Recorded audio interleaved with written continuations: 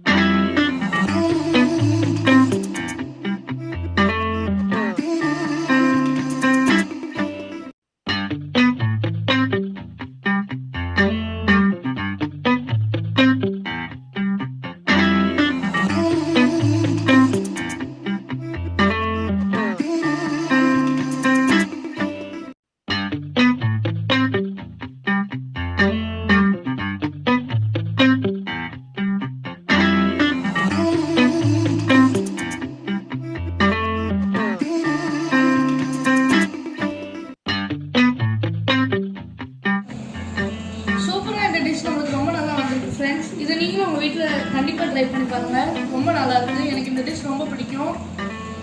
அண்ட் இதை நீங்கள் உங்கள் வீட்டில் ட்ரை பண்ணி பார்த்தீங்கன்னா கமெண்ட் பாக்ஸில் கமெண்ட் பண்ணுங்கள். சூப்பர் ஃப்ரெண்ட்ஸ், இந்த வீடியோ பிடிச்சிருந்தா ஷேர் பண்ணுங்கள், லைக் பண்ணுங்கள், சப்ஸ்கிரைப் பண்ணுங்கள்.